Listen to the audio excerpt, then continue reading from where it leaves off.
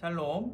오늘 아침 함께 묵상할 말씀은 베드로서 1장 1절에서 11절입니다. 제가 봉독하겠습니다.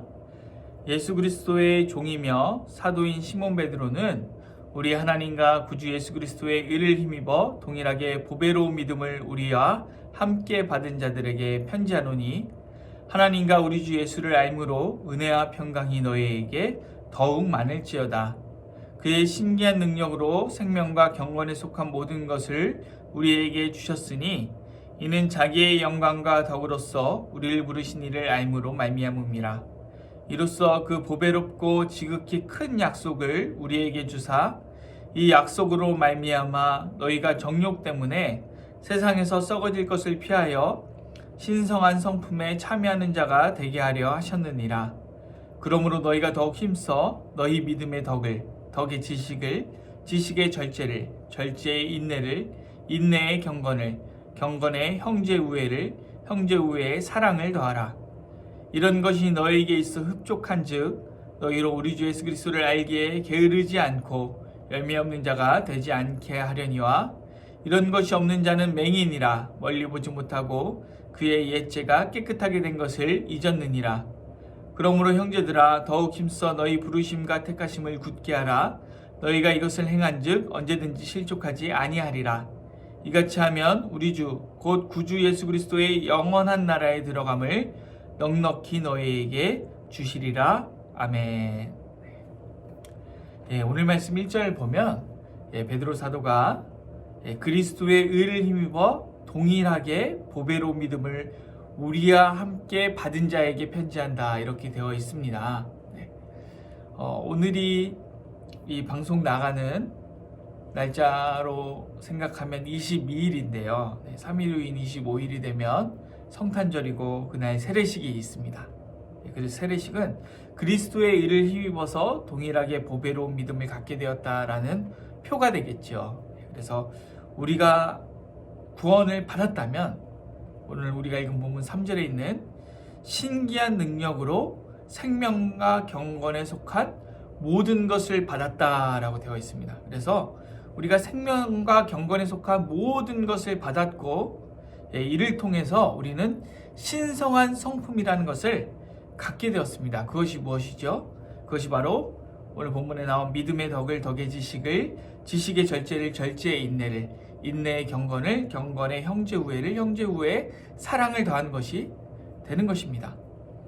그런데 이런 것들이, 이 신성한 성품이라는 것이 중요한 이유는 무엇입니까?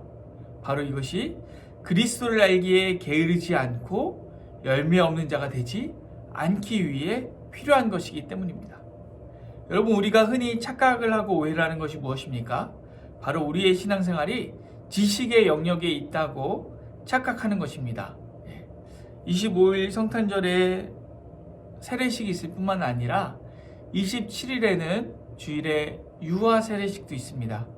그런데 이 유아 세례식을 하면서, 교육을 하면서 제가 강조하는 것이 무엇이냐면, 이 신앙생활이라는 것이 지식의 영역이 아니라 삶의 영역이라는 거죠. 그래서 자녀의 신앙교육을 어떻게 할까라고 했을 때 우리 교회 학교가 있으니까 교회 학교에 다 맡기자, 교회 학교에서 해주겠지. 만약에 지식의 영역이라도 일주일에 하루면 부족할 것이요, 지식의 영역이 아니라 삶의 영역이기 때문에 교회 학교에서는 사실은 어려움이 있죠. 이게 어디까지 가야 되죠?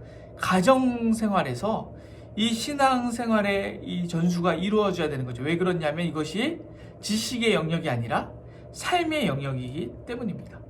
그래서 이 신앙생활은 믿음에서 시작됩니다. 믿음 있는 자들은 교회를 위하여서 덕을 세우는 생활을 하게 됩니다. 그래서 믿음에 덕이 생기게 되고, 또 이 덕이 생긴 이후에 그리스도에 대해서 알아가죠. 그러면서 지식이 생깁니다. 그런데 이 지식을 남용하지 않고 이 지식에 절제를 더하게 되고, 이 절제를 가지고 인내하게 되고, 이 인내하는 생활로 경건을 쌓게 됩니다. 그래서 이 경건을 가지고 형제를 사랑하게 되고, 그리고 최종적으로는 그리스도의 사랑으로 하나님과 이웃을 사랑하는 경지까지 이르게 되는 거죠. 그리고 이것을 바로 신성한 성품이다 라고 하는 것이고, 이렇게 다채로운 신앙생활을 우리가 지식의 영역, 이렇게 지식의 영역에 가두는 것이 아니라 지식이 아니더라도 또 기도나 봉사의 영역에만 딱 가둬두고 것이 아니라 이것이 삶의 총체적인 변화구나. 삶의 변화구나. 우리가 이런 것을 깨달아야 되겠습니다. 그래서 믿음으로 시작해서 덕, 지식, 절제, 인내, 경건, 형제 우애, 사랑에 이르는 이 모든 과정을 오늘 말씀은 무엇이라고 표현하고 있냐면 그리스도를 아는 것이다, 이렇게 표현하고 있습니다.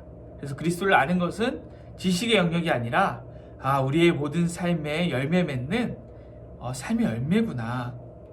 그리고 오늘 하나님의 말씀은 이 일에, 즉 그리스도를 아는 일에 게으르지 말라, 이렇게 말씀하고 있습니다. 그러니까 우리가 단순히 게으르다는 것이 뭐 안 하고 그냥 놀고 이런 것이 아니라 이 믿음의 덕을 덕의 지식을, 지식의 절제를 절제, 인내를 인내의 경건을, 경건의 형제 우애를, 형제 우애의 사랑을 더해가는 이 모든 것이 그리스도를 아는 것일 뿐만 아니라 이것을 부지런히 해야 되는구나, 이렇게 생각하셨으면 좋겠습니다. 그리고 우리가 이것을 부지런히 행할 때 오늘 말씀은 우리가 영원한 그리스도의 나라에 넉넉하게 들어간다, 이렇게 말씀하고 있습니다.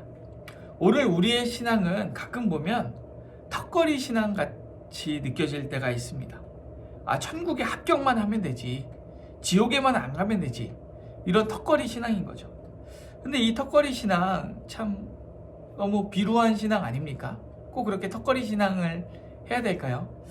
제가 가장 많이 학창시절에 후회하는 것이 이것입니다. 제가 이제 충신대학교를 갔는데 사실은 이미 들어갈 실력이 3학년 첫 모의고사를 딱 보니까 나는 들어가겠다 싶더라고요. 그래서 고등학교 때 정말 열심히 최선을 다해서 놀았습니다. 그런데 그때 열심히 공부했다면, 그때 책을 열심히 읽었다면, 그때 영어 공부를 열심히 했다면 내가 신학을 공부하면서 훨씬 더 많은 열매를 맺고 그리스도를 아는 일에 정말 훨씬 더 큰 유익이 있었을 텐데, 이런 생각을 많이 하거든요. 근데 우리 이 신앙생활도 마찬가지입니다. 천국에만 가면 되지, 지옥에만 안 가면 되지, 이런 턱걸이 신앙생활이 아닙니다. 오늘 성령께서 베드로사를 통해서 우리에게 주시는 말씀이 무엇입니까? 그리스도의 영원한 나라에, 하나님 나라에 넉넉하게 들어가라, 이렇게 말씀하고 있습니다. 그래서 하나님 나라는 단순히 죽어서 천국이냐 지옥이냐가 아니라 하나님의 의가 통치하는 세상을 뜻합니다. 그리고 우리 그리스도께서 지난번에 히브리서도 살펴보았지만 이 나라를 세우는 사명을 우리에게 주셨습니다. 우리가 그것을 위해 부르심을 받았고 택하심을 받았습니다. 그렇기 때문에 우리가 이 하나님 나라를 세우는 일에, 신성한 성품을 가지고 그리스도를 아는 일에 부지런하게 게으르지 않게 열매를 맺어가야 되는 거죠. 그런데 우리가 이러한 신성한 성품을 갖지 못하고 하나님 나라, 의의 나라를 세우지 못한 이유가 무엇입니까? 오늘 말씀 4절 후반부를 보니까 너희가 정욕 때문에 세상에서 썩어질 것, 이것 때문에 신성한 성품에 참여하지 못한다. 그래서 이 정욕과 세상에 썩어질 것을 피해서 신성한 성품에 참여하는 자가 되라, 이렇게 말씀하고 있습니다. 저도 그리스도를 아는 삶을 부지런히 살아가려고 노력하고 애쓰다가도 간혹 이럴 때가 있습니다. 이 세상에 썩어질 것을 사랑하는 이 정욕이 저를 사로잡을 때가 있습니다. 그럴 때마다 제가 암송하는 구절이, 우리가 오늘 읽은 것은 베드로후서 1장이지만 베드로후서 3장 12절 13절을 제가 암송합니다. 하나님의 날이 임하기를 바라보고 간절히 사모하라. 그날에 하늘이 불에 타서 풀어지고 물질이 뜨거운 불에 녹아지려니와 우리는 그의 약속하신 대로 의가 있는 곳인 새하늘과 새 땅을 바라보도다. 이 말씀을 늘 암송을 하는데요. 근데 이 12절 13절 말씀 전에 11절 말씀에 끝에 이렇게 쓰여져 있습니다. 하나님의 날이 임하기를 바라보고 간절히 사모하기 이전에 너희가 어떠한 사람이 되어야 마땅하냐, 거룩한 행실과 경건함으로 하나님의 날이 임하기를 바라보고 간절히 사모하라, 이렇게 되어 있습니다. 그러니까 하나님의 날이 임하기를 바라보고 간절히 사모하고 의가 있는 곳인 새하늘과 새 땅을 바라보는 것은 그냥 하는 것이 아니라 거룩한 행실과 경건함으로 하는 것입니다. 그리고 오늘 본문에 나온 이 신성한 성품으로 하는 것이죠. 이것은 우리의 삶에서 자연스럽게 묻어나오고 배어나와야 되는 것입니다. 왜냐하면 이것이 신성한 성품이기 때문이죠. 행위가 아니라 성품입니다. 내가 이걸 꼭 해야지, 이걸 꼭 해야지 이런 행위가 아니라 우리의 삶에서 자연스럽게 묻어나오는 성품인 것이죠. 우리가 우리의 삶을 하나님께서 기뻐하시는 삶으로 올려드리기 원한다면 우리의 성품이 변해야 합니다. 우리의 행위가 변하는 것이 아니라 우리의 성품이 먼저 변해서 이 성품에서 자연스럽게 자아 나오는 그런 삶으로 하나님께 올려드려야 되는 것이죠. 그런데 오늘 본문으로 돌아가면 우리가 땅의 것을 바라보고 땅의 썩어질 것을 바라보는 이 정욕 때문에 나의 성품이 변화되지 않는다라고 우리가 해석할 수 있습니다. 그래서 반대로 우리가 그의 약속하신 대로 의가 있는 곳인 새하늘과 새 땅을 바라볼 때 그때 우리 안에 이러한 거룩한 성품이 생겨나게 되는 것이죠. 그래서 우리가 무엇을 바라보느냐에 따라서 우리의 삶이 변화되는 줄로 믿습니다. 오늘 믿음의 덕을, 덕의 지식을, 지식의 절제를, 절제의 인내를, 인내의 경건을, 경건의 형제우애를, 형제우애의 사랑을 더하라 그랬는데 이 중에 우리에게 부족한 신성한 성품이 무엇일까요? 그리고 우리가 이 신성한 성품을 개발하기 위해서 우리가 무엇을 해야 될까요? 우리가 무엇을 하기보다 무엇을 바라봐야 합니다. 무엇을 바라봐야 하죠? 땅의 정욕이 아니라 의가 있는 곳인 새하늘과 새 땅을 바라봐야 합니다. 오늘 이 말씀 우리에게 적용해 보기 원합니다. 오늘 12월 연말이기 때문에 올 한 해를 한번 쭉 돌이켜 봤으면 좋겠습니다.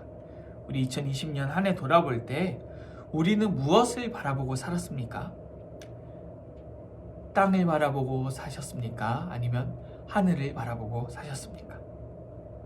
우리가 올 한 해 하늘을 바라보고 살았다면 우리의 성품이 신성한 성품이 되었을 것이요, 땅만 바라보고 살았다면 거룩한 성품에 이르지 못했을 것입니다.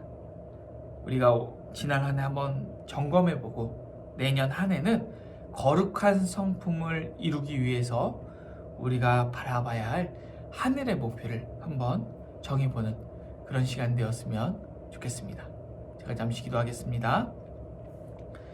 사랑의 하나님, 감사를 드립니다. 우리에게 보배로운 믿음을 허락해 주셔서 감사합니다.